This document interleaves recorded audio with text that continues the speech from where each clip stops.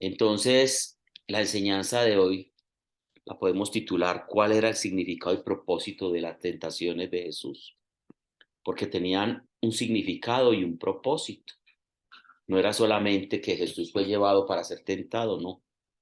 Había un significado frente a eso, para él y para nosotros. Él quería enseñarnos algo frente a eso. Pero además había un propósito frente a esas tentaciones. Entonces, recordemos que estaba Juan Bautista en el Jordán, eso lo vimos todos los que estuvimos estudiando el Evangelio de Juan, cuando Jesús se acercó al Jordán y fue bautizado por Juan el Bautista. Y dice que después de que fue bautizado, fue llevado por el Espíritu Santo al desierto por 40 días, siendo tentado por el diablo. Leamos entonces en el Evangelio de Lucas, porque también está en Marcos y en Mateo, pero leamos en Lucas 4:1 al 2 dice, entonces Jesús, lleno del Espíritu Santo, regresó del río Jordán, y el Espíritu llevó a Jesús al desierto, donde fue tentado por el diablo durante 40 días. Jesús no comió nada en todo ese tiempo y comenzó a tener mucha hambre. Dejémoslo hasta ahí. Entonces las tres tentaciones en el desierto fueron un intento. Esas tres tentaciones en el desierto fueron un intento por seducir la lealtad de Jesús a Dios y rendirla a Satanás. Pero si miramos la primera lectura, la obra maestra por excelencia de Dios no son las plantas, tampoco son los astros, tampoco es el planeta Tierra ni los animales. Hay muchos movimientos que tratan de igualar al hombre a las especies animales. Y sí, son muy lindos los animales. Y estamos en un mundo en este momento donde incluso se trata a los animales de manera incorrecta, porque queremos humanizarlos. Y los animales, siendo muy lindos, siendo muy graciosos, siendo muy hermosos, muy fieles, dándonos alegría y paz, que es lógico en este mundo lleno de situaciones tan difíciles, pero finalmente siguen siendo animales. Los humanos somos nosotros y somos la creación especial de Dios. Y Satanás lo sabía. Y Satanás no atacó a ningún animal. Satanás atacó a la obra maestra de Dios, que es el hombre. Y entonces tentó a Adán y Eva. Les puso una tentación. Y el único propósito era alejarlos de Dios. A no le interesaba tanto en qué creyeran o en qué no creyeran. Porque al diablo no le importa en qué creas tú. A él lo único que le interesa es que no mires a Jesús. Si tú crees que un cuarzo tiene poder, él le da poder al cuarzo. Entonces que alejes tu mirada de Dios. Y si crees que es una penca sabia, le va a dar poder a la penca para que sientas que hay poder. Entonces alejarte de la mirada tuya de Dios. Y si crees que es el tarot, el horóscopo, los riegos, los saumerios, como locos se van a dar cuenta la primera semana de abril la gente yendo al centro a comprar saumerios y cosas para hacerle riego a las casas. Y sobre todo en la iglesia católica esas prácticas, inclusive al lado de los templos, la gente sigue acudiendo a ese tipo de situaciones. No, no importa tú en qué creas, lo importante es que tu mirada no esté fija en Él y que confíes en todo menos en Dios. Y fue una de las tentaciones. Y enseguida las vamos a ver, las tres tentaciones que tuvo Satanás con Jesús, el hombre perfecto. Y esas tres tentaciones en el desierto fueron un intento, porque no fueron más, por seducir la lealtad de Jesús a Dios y rendirla a Satanás. Y sigue siendo un intento en nuestras vidas para seducir nuestra lealtad a Dios y rendir nuestra lealtad a las cosas creadas por Dios. Yo les decía ahorita que estamos estudiando la carta a los romanos, En el capítulo 1, versículo 12 de Romanos dice 25, dice que creyeron en la mentira y no en la verdad. Y terminaron adorando las cosas creadas por Dios y no a Dios que las creó y que merece alabanza. El hombre terminó dándole poder a las cosas creadas por Dios, a los astros que son creación de Dios, y se inventaron un montón de tonterías. Y no es raro ver católicos, incluso sacerdotes, incluso monjas, incluso presbíteros, incluso lo que sea, todavía creyendo en los horóscopos. Y eso es triste. Terminamos creyendo en las cosas creadas por Dios y no en Dios que las creó. Y dice, por eso Dios los abandonó a sus placeres y vergüenzas, porque se dejaron seducir la lealtad a Dios para rendirle lealtad al enemigo de Dios. A no le importa dónde pongas tu mirada. Segunda a los Corintios 4:4 dice, y el Dios de este mundo, con D pequeñita, los ha vuelto ciegos de entendimiento. Claro, nos ha seducido y poniéndonos un montón de cosas, para que no puedan ver la resplandeciente luz del Evangelio de Jesucristo, el verdadero Dios. Nos pone un velo y nos pone miles de cosas. Pero también la Biblia dice, pero cuando una persona se vuelve al Señor, el velo se le quita. Porque donde está el Espíritu de Dios, allí hay libertad. Y entonces empezamos a ver las cosas de otra manera. Y ya estas cosas no nos seducen como a Jesús no lo seducían. Veamos las tentaciones. Y la primer tentación que está en Mateo 16, 21 al 23. Ah, no, esa fue una similar esa no es la primera tentación. Esa fue una similar a las tentaciones, qué pena, a las tentaciones que le hizo el diablo a Satanás, le hizo a Jesús en el desierto. Y una similar a esa fue cuando Pedro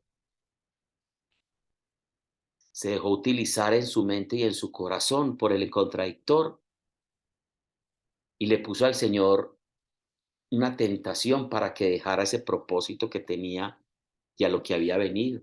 ¿Y cuántos Pedros hay en nuestras vidas que nos dicen, sí, eso está bien, creer en Dios y todas las cosas, pero una ayudita extra no sirve, no falta, nos sobra una ayudita extra? Ustedes porque tienen que ser tan fanáticos, vea, yo conozco una persona o conozco esto, a mí me ha servido prender la vela amarilla, la vela azul. Esta semana tenía un dolor de cabeza en la frente tremendo y estaba en la sala de profesores y dije, ¿hay alguno tiene un Doles Forte o alguna pastilla? Tengo un dolor de cabeza muy tremendo.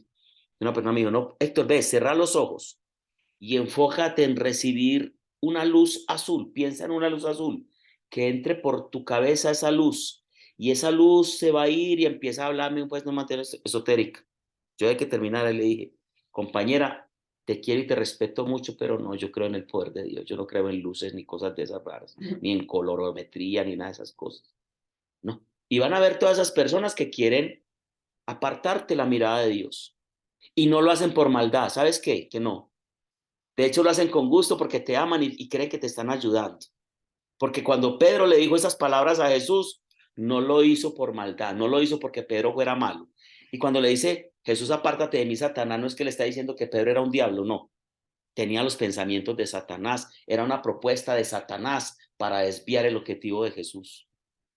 Y hay muchas personas que se convierten en ese Pedro Satanás en nuestra vida para apartar nuestra mirada de Jesús, y son personas que nos aman y son personas buenas y bien intencionadas, pero que nos están poniendo una tentación para alejar la mirada de Jesús. Dice a partir de entonces, Mateo 16, 21. Jesús empezó a decir claramente a sus discípulos que era necesario que fuera a Jerusalén y que sufriría muchas cosas terribles a manos de los ancianos, de los principales sacerdotes y los maestros de la religión. Lo matarían, pero al tercer día resucitarían. El versículo 22 dice, pero Pedro lo llevó aparte y comenzó a reprenderlo, Pedro a Jesús.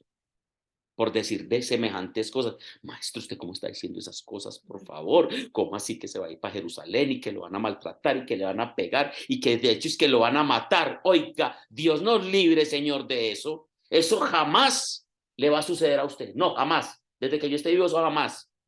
Jesús se dirigió a Pedro y le dijo, aléjate de mí, Satanás. Representas una trampa peligrosa para mí.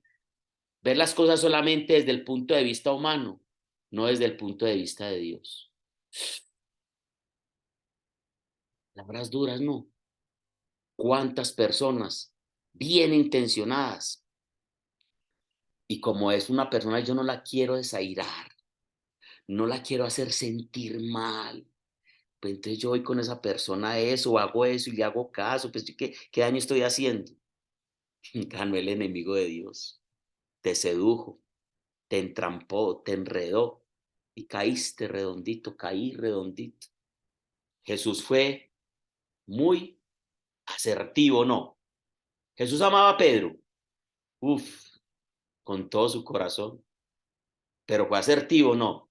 No le dijo, Pedro, no me, pero de pronto, si yo voy a ver, de pronto más adelante, y siga firme a ver qué podemos hacer. No, Jesús le dijo, no, señor, apártate delante de mí, Satanás. Fuerte. Eso representa una trampa peligrosa para mí. No, nunca, Señor, nunca. Tú no ves las cosas como las ve Dios. Tú las estás viendo desde un punto de vista humano, no como Dios.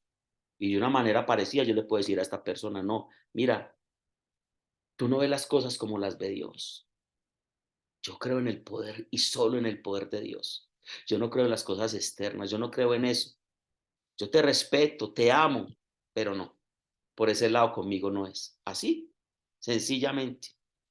Lucas 4:13 nos dice que después de las tentaciones en el desierto, Satanás se alejó de Jesús, esperando un tiempo a ver si de pronto lo podía volver a seducir. Dice Lucas 4:13, cuando el diablo terminó de tener a Jesús, de tentar a Jesús, lo dejó hasta la siguiente oportunidad. Y aquí nos da una enseñanza tremenda. El diablo lo tienta a usted y usted resiste la oración, la tentación. Pero quiero que le diga una cosa. Él no es que ya lo tenté, no cayó, dejemos a este quietecito porque ya no fue capaz de, ¿cierto? No, en esa oportunidad ganaste. Pero yo no tendría otra oportunidad con esta persona. Mire lo que dice Lucas 4:13, interprételo usted, no me den la razón. Dice, cuando el diablo terminó de tentar a Jesús, lo dejó hasta la siguiente oportunidad. Este va a caer de alguna manera, por otro lado cae. Y en Getsemaní trató otra vez de meterle pensamiento, ¿cierto? Ay, Padre, yo no quiero ir a esa cruz, tengo miedo. Si es posible, aparta de mí este cáliz, pero que no se haga mi voluntad, sino la tuya. Pensó que ahí le iba a ganar otra vez.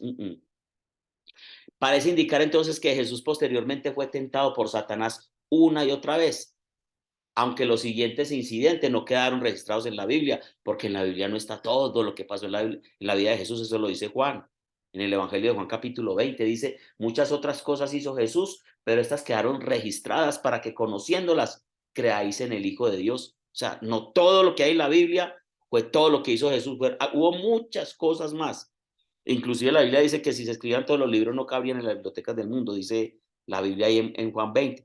Cuando está ahí hablando de eso, lógicamente tenemos que ir al tiempo de Jesús, donde un libro eran en papiros y entonces un solo libro, el solo libro de Isaías no cabía en esta casa, el solo libro, ¿cierto? Porque eran papiros arrumados. Entonces hay que entender también un poquito cuando dicen las palabras. Eso era un paréntesis ahí.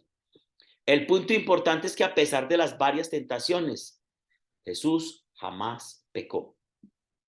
Jesús fue tentado, sí, pero con una situación diferente a la nuestra. Nunca cayó, nunca pecó. Es claro que Dios tenía un propósito al permitir que Jesús fuera tentado, claro, había un propósito. De acuerdo a la declaración de fue llevado por el Espíritu al desierto.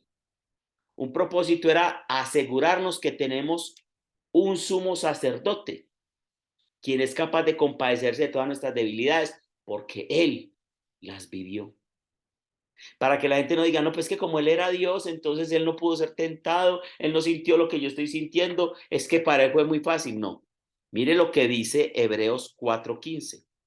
Nuestros sumos sacerdotes, hablando de Jesús, comprende nuestras debilidades, porque enfrentó todas y cada una de las pruebas que enfrentamos nosotros. Sin embargo, él nunca pecó. Eso dice Hebreos 4:15. Él enfrentó todas nuestras debilidades, nuestras pruebas, las que enfrentamos ahora, él las vivió. Sin embargo, él nunca pecó, porque él fue tentado en todas las áreas, al igual que nosotros somos tentados. La naturaleza humana de nuestro Señor le permite que él pueda compadecerse de nuestras debilidades, porque él también fue sometido a debilidad. Hebreos 2:18 dice, pues en cuanto él mismo fue tentado en el sufrimiento, es poderoso para socorrer a los que son tentados.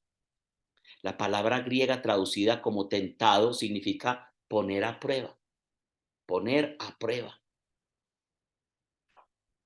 Dios bendice a los que soportan, dice Santiago 1:12. Y también estudiamos esa carta de Santiago. Dios bendice a los que soportan con paciencia las pruebas y las tentaciones, porque después de superarlas, recibirán la corona de vida que Dios ha prometido a quienes lo aman. Dios bendice a los que soportan con paciencia las pruebas y las tentaciones. Santiago 1:12. Y con eso podemos decir que Dios está dispuesto a bendecirnos y ayudarnos en medio de la tentación. Así que cuando somos puestos a prueba y atribulados por las circunstancias de la vida, podemos asegurar que Jesús comprende y se compadece como alguien que ha pasado por las mismas pruebas, porque las ha vivido. Santiago 1:13 al 15, después del 12 que acabamos de leer, dice, y cuando sean tentados, y aquí tenemos que tener claro esto, Dios no tienta al hombre. El tentador es el diablo, es que el que tentó a Jesús no fue Dios, fue el diablo. Y el que te tienta no es Dios. Ay, es que esa prueba que me puso Dios, no. Dios no lo tienta a usted. Cuando sean tentados, dice Santiago 1:13, acuérdense no decir, Dios me está tentando. Dios nunca es tentado a hacer el mal y jamás tienta a nadie a hacerlo. La tentación viene de nuestros propios deseos. Ya me ha hablado de la concupiscencia, los cuales nos seducen y nos arrastran. De esos deseos nacen los actos pecaminosos y el pecado, cuando se le deja crecer, da luz a la muerte. No es Dios. Las tentaciones de Jesús siguen tres patrones que son comunes para todos los hombres. Entonces vamos a ver las tres tentaciones de una manera resumida. La primera tentación tiene que ver con los deseos de la carne y con los apegos. Los deseos de la carne. Mateo 4:3 al 4 dice, en este tiempo el diablo se le acercó a él y le dijo, si eres el Hijo de Dios, di a estas piedras que se conviertan en pan. Pero Jesús le dijo, no, las escrituras dicen, la gente no vive solo de pan, sino de cada palabra que sale de la boca de Dios. Entonces, esta primera tentación tiene que ver con los deseos de la carne, lo cual incluye toda clase de deseos físicos. El hambre es un deseo físico, no. El que ha tenido hambre, el que ha tenido sed, son deseos físicos. Nuestro Señor estaba hambriento y el diablo lo sabía. Y lo tentó a convertir las piedras en panes, pero le respondió citando Deuteronomio 8:3. Jesús, si Dios te humilló permitiendo que pasaras hambre y luego alimentándote con maná, un alimento que ni tus antepasados conocían hasta ese momento, lo hizo para enseñarte que la gente no vive solo de pan, sino que vivimos de cada palabra que sale de la boca del Señor. Jesús le contesta con esta cita de Deuteronomio. Está escrito, no solo de pan vive el hombre, sino de toda palabra que sale de la boca de Dios. Esa tentación que es de la carne, la puedes interpretar en todas las tentaciones de la carne. Y Él te la va a poner de muchas maneras, de muchas formas. No solamente desde el punto de vista sexual, que es una de las más fuertes tentaciones para las personas débiles en esta situación de laxivia y de pasiones sexuales. Y le va a poner en bandeja de plata, y si no cayó la primera vez, se la pone la segunda y la tercera, y las veces que sea. ¿Y cómo le respondió Jesús a Satanás? Citando las escrituras. Entonces aquí hay una enseñanza muy tremenda. Debemos conocer la palabra de Dios y debemos conocer al hacedor de la palabra misma que es Jesús, para poder hacer frente a las acechanzas del enemigo. Y no es nada raro que la única arma que usted va a leer en Efesios 6, 10 y siguiente, cuando habla de la armadura de Dios, ¿sí o no? Que Dios nos dio una armadura para resistir a los ataques del enemigo, que lo hemos estudiado varias veces. Mire que todo el instrumental que se pone el hombre, el yelmo, la coraza, el cinto, ¿cierto? Todo son para defensa o no, para resistir los ataques o no. Pero el único que está en esa armadura que sirve para atacar es la espada. ¿Y qué es la espada? La palabra de Dios, ¿sí o no?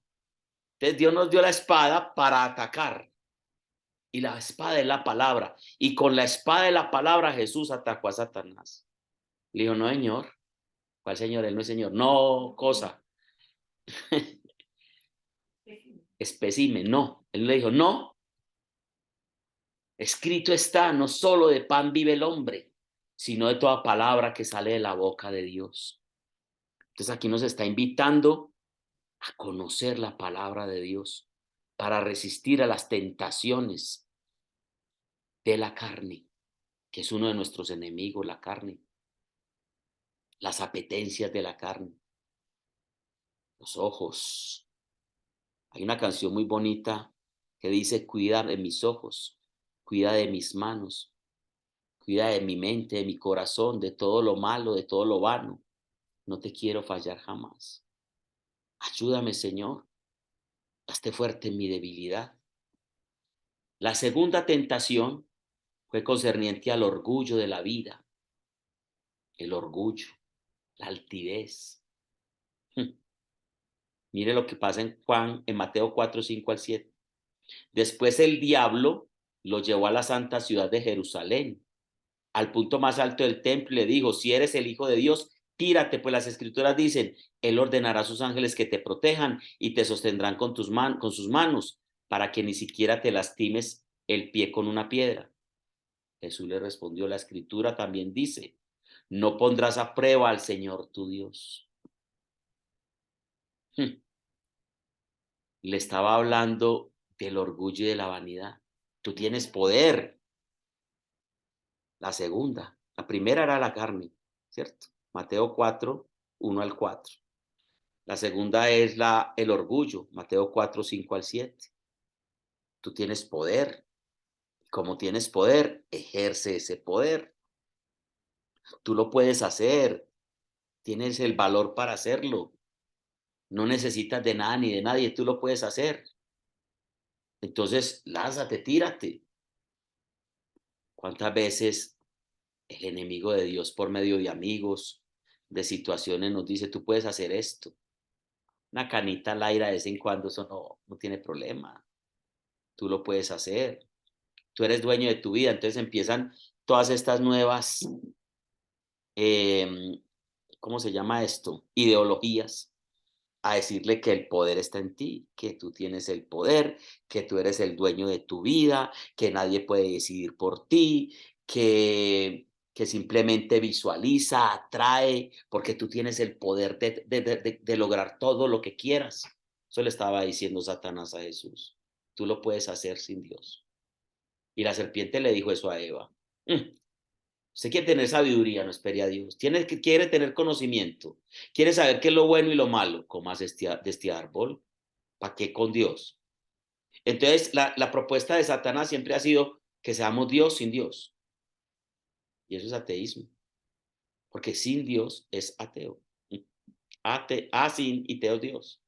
Entonces, sea Dios sin Dios. Y todas estas religiones orientales los llevan a entender que es canalizar sus energías, sus poderes, sus cosas, porque usted tiene el poder. El poder está en usted, está aquí adentro, es usted. Y la Biblia dice otra cosa. Todo lo puede en Cristo que me fortalece. Él es mi fortaleza, no soy yo. Él es el que se esfuerza por mí. Él está delante de mí. Él pelea por mí. Él bendice mi vida. Él allana mi camino. Él me guía de su mano. Y sí, Satanás se lo dijo hasta claro. Él ordenará a sus ángeles que te protejan. Claro que eso es de Dios. Y te sostendrá con tus manos para que ni siquiera te lastimes el pie con una piedra. Claro, es que Satanás se sabía el Salmo 91, porque eso está en el Salmo 91. En el Salmo 91, 11 y 12 dice, Él ordenará a sus ángeles que te protejan por donde vayas, te sostendrá con su mano para que ni siquiera te lastimes el pie con una piedra. Y aquí hay una enseñanza. Conocer las escrituras nos hace hijos de Dios. No, porque Él las conocía, pero no las vivía. No es conocerlas, es hacerlas vida. Y por eso les insisto tanto en los últimos temas de Romanos.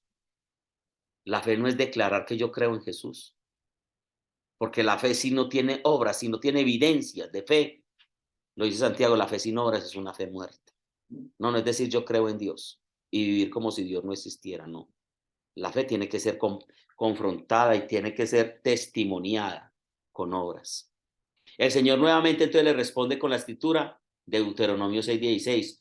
No pondrás a prueba al Señor tu Dios como cuando te saqué, te quejaste contra él en Masá. Le tocó ese texto desde las escrituras, Deuteronomio 6:16. No, no pondrás a prueba al Señor tu Dios. Y tú no eres ni Señor ni Dios, pero sí podrías decirle, no pondrás a prueba a un hijo de Dios, comprado con la sangre de Cristo, ya no. Tú tentabas y le decías estas cosas al viejo hombre, pero ya estoy en Cristo Jesús y no tentarás a un hijo de Dios, no. No pondrás a prueba a un hijo de Dios, declarando que sería un error que él abusara de sus propios poderes. Jesús le estaba diciendo, no, yo no puedo abusar de mis poderes. Y la tercera tentación es respecto al deseo de los ojos, o sea, la sed de poder. Y es así que está enfermando el mundo. El querer tener, el querer mandar, el querer poseer, el querer dirigir, inclusive en los medios cristianos. Pastores y líderes cristianos que se creen por encima de Dios ya. Mejor dicho, Dios les quedó chiquitos. Y sacerdotes que son más papas que el papa. Dice Mateo 4:8-10. Luego el diablo los llevó a la cima de una montaña muy alta y le mostró todos los reinos del mundo y la gloria que hay en ellos. Te daré todo esto, dijo, si te arrodillas y me adoras. Vete de aquí, Satanás, le dijo Jesús, porque la escritura dice, adora al Señor tu Dios y sírvele solo a él. Y aquí tenemos que resaltar eso con un resaltador en la Biblia, porque ahí lo dice claro. Adora al Señor tu Dios. Solo se adora a Dios. Y no es una doctrina cristiana evangélica, no, es una doctrina también de la Iglesia Católica oficial. Solo a Dios se adora, la adoración es solo para Dios. Adora al Señor tu Dios y sírvele solo a Él. Subrayela, ahí está, palabras de Jesús, no de Héctor Martínez. La adoración es para Dios y somos llamados a servirle a Dios. Dice la Biblia, fuimos creados por Dios y para Dios. Hasta que no lo entiendas, tu vida no tiene sentido. El Salmo 100 dice, somos ovejas de su prado, somos su pueblo, somos de él. Entrad por sus puertas agradecidos, con alabanzas, con adoración, porque la adoración es para él.